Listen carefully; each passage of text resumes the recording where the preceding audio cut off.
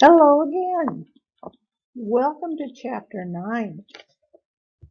In this chapter, we will be talking about division or analysis, slicing things into sections, tearing them apart, and seeing what makes them work. The definition, which falls under the methodology, division and analysis are interchangeable terms. Both mean separating the whole into its parts to see how the whole works. Auto mechanics learn about engines and how to fix them by doing what? Taking them apart and putting them back together again. There you go. It's as simple as that. Or as difficult as that, as the case may be.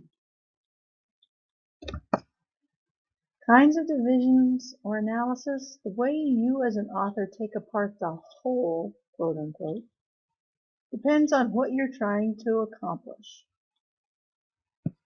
Most of writing regardless of what type of writing it is, depends on one thing, starts from one thing, your purpose. What are you trying to accomplish? For example, a psychologist is mainly interested in a person's drives, needs, behavior, etc. On the other hand, a sociologist is going to be more concerned with a person's role in society, how that person fits in to society, how people interact with one another in society.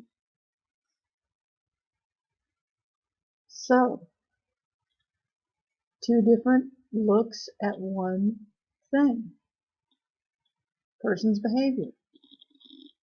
Take apart the whole in a manner that makes most sense for your subject and will be the greatest help to your reader.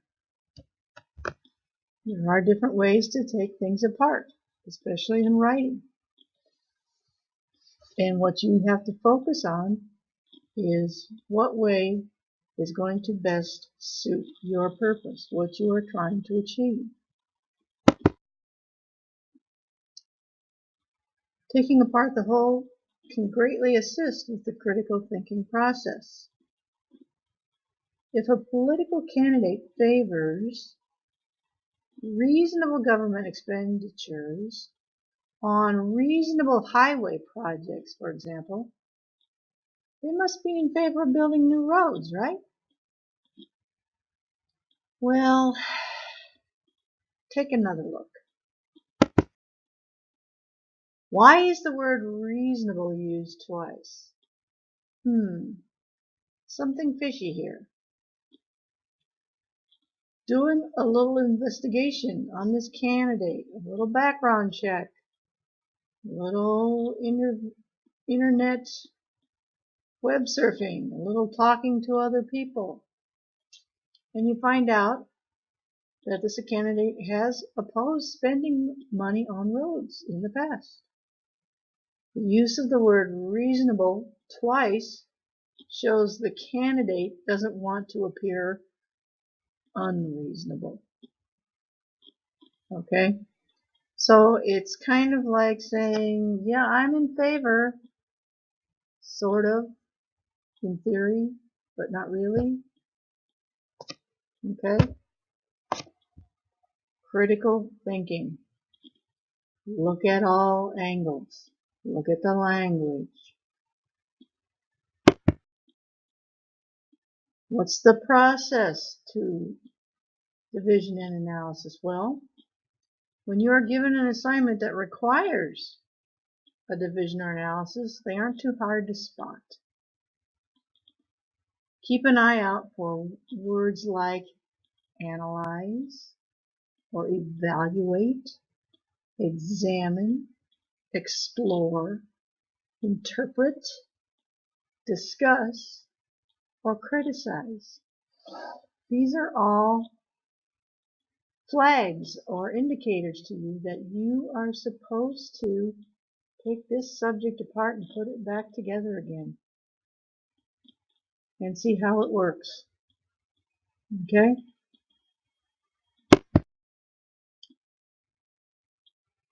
What you discover when you take apart your whole can lead you to a good thesis statement. For example, many people throughout history have chastised or criticized Abraham Lincoln for not freeing slaves immediately. Most people didn't even probably know that he didn't do that immediately. However, if you take that whole apart, it shows that while Lincoln was firmly against slavery and wanted it to be abolished, his primary goal, his number one concern, was to reunite the country as quickly as possible with as few issues as possible. So, Lincoln's intent would be a good place to go for a thesis statement on this issue.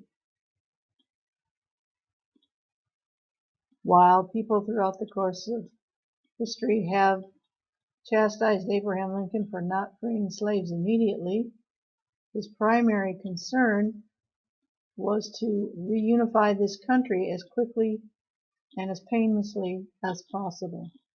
There's your thesis statement. Okay? Evidence. The nature of the evidence required to support your analysis depends on the subject itself. You may need physical detail for an art critique, data for a business review. Whatever it is you're taking apart is going to dictate to you the evidence that you're going to need to support your opinion or your analysis of the situation when you put it back together again. Okay? But remember, don't get so caught up in detail that you lose sight of the main subject itself. So, what is our checklist for division or analysis? Principle of analysis and thesis. What's your personal slant on the subject? Do you specify it in your thesis? Good idea to do that. Completeness. Have you considered all the subject elements required by your principle of analysis? As I said before, and that thing about President Lincoln not freeing the slaves immediately is a very good example of something that at first glance appears one way, rather offensive perhaps, but upon further analysis, digging deeper, you found out that maybe his reasoning wasn't so bad after all. He needed the country put back together first and foremost. Another interesting fact is I'm a bit of a Civil War buff. Another interesting fact that runs almost along those exact same lines was General Robert E. Lee, who was the head of the Confederate Armed Forces throughout the course of the Civil War. If not the entire Civil War, then most of it. I know that. General Lee was a born and raised Virginian, born and raised in the state of Virginia.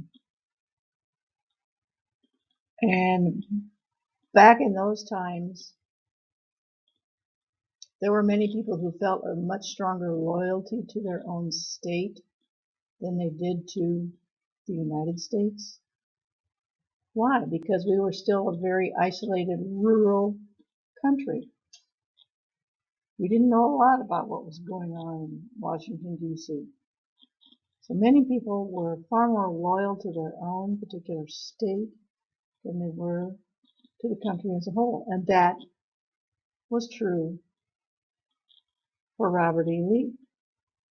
Robert E. Lee, as a person, did not favor his state of Virginia seceding from the Union and joining the Confederacy. Robert E. Lee did not believe that the Confederacy was right. However, Robert E. Lee felt a much stronger loyalty to his own state of Virginia than he did to the United States itself. So, General Robert E. Lee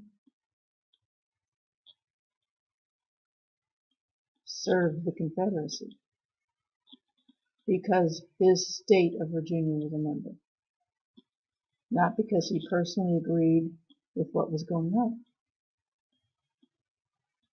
So there you go.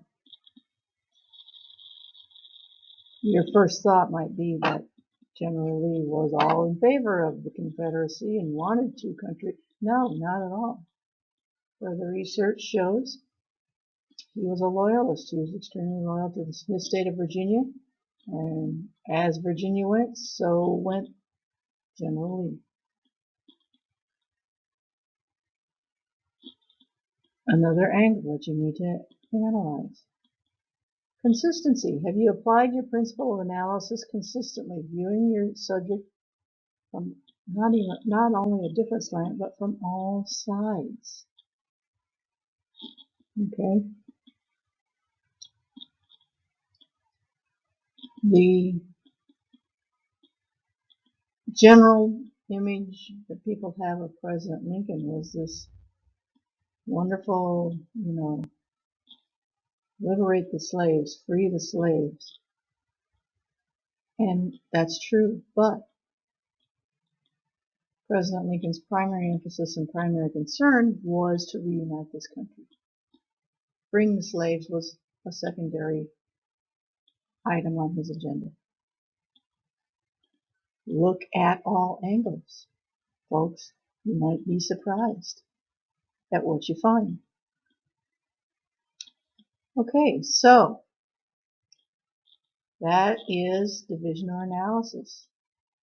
Dissecting a subject, looking at its parts through research, and putting it back together to see what you find. Okay? So, here ends today's lesson, and we will see you in the next chapter.